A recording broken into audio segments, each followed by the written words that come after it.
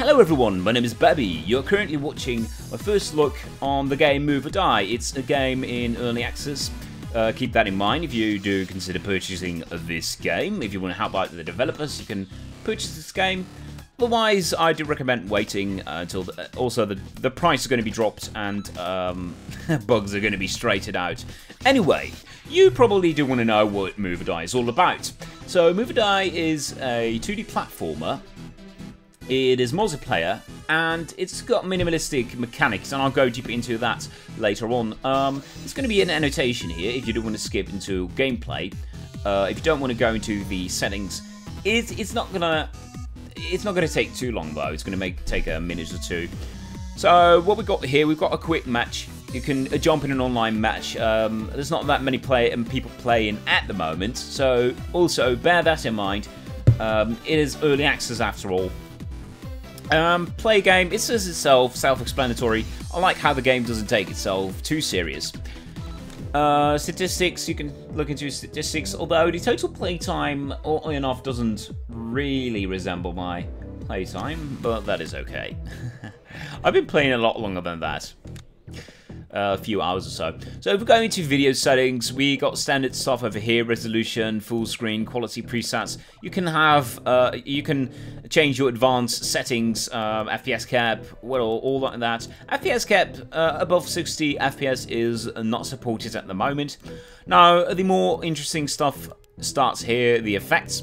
I do recommend putting this all on, except for rhythm pulls. Rhythm pulls, it's gonna eat your performance. It's gonna eat your performance, and it's gonna turn circles all around different stuff, and it does look horrible. I don't know why they put it. I think they put it in the game for the people who want to know the visual elements that are affected by the pulsating music beat. It says over here, but you know, I don't know. So under the miscellaneous settings. I'm sorry about that. That's the controller acting weird. You can change the field of view, although it's not going to do that much. Yeah, it's an inside joke. We got audio. We can rebind the keys, so that is all very neat. By the way, I do recommend playing this game with a controller, as do the developers. So let's set up a game. I'm going to be a toast, because why not? You can customize your skin in whatever you so desire. You can be your color. Every player is going to have its color, and I'm going to put in 3 other AIs, and I'm going to be stumped. I do promise you. Anyway, this is in the game. This is in the game, and what are you going to do? Well, you're going to move or you're going to die.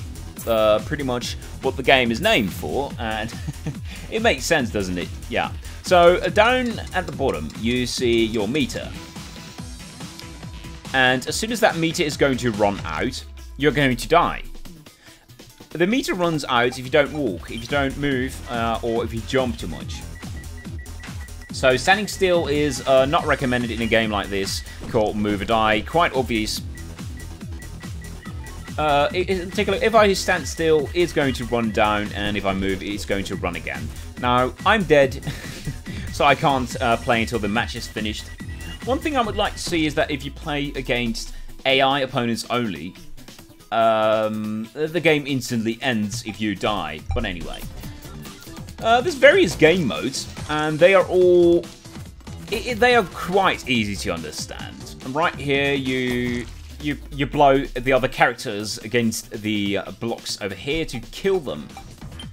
And you can jump on your opponents. It's all explained at the beginning of the game. I generally skip explanation because I do know every single game mode. It takes about 20 minutes and you know every single game mode. So that's going to be very easy for most people. It's not meant to be hard, although it is hard, but it's easy to learn. It's hard to master though. I'm not really good at the game. I gotta be honest about that. But playing this game in multiplayer is very fun. I think that is the whole essence of the game. That is how they showcased the game. And I definitely recommend that. You can play with people that have the game as well, But I think that the absolute best thing you can do is play with other people that are actually with you. So people in the real world, couch, on a couch, whatever. As long as you've got a few controllers and you've got the opportunity to play on the computer, I do recommend that. I think the game is coming to Xbox as well. I don't know too much about that because I don't own an Xbox anymore. And yeah, that's really all we can say about the game. There's not really much to it, but it's a lot of fun to play with other people, and I think the power is in that. I think that if you're looking for a game you play for hours and hours straight, you have come to the wrong address. What you're really going to get is a game that you play, let's say, in a weekend with friends or family at home on the couch, and it's going to be fun. It's going to be fun. It's wacky in its mechanics, in its gameplay, in its aesthetics, in the music. It's all augmenting that wackiness.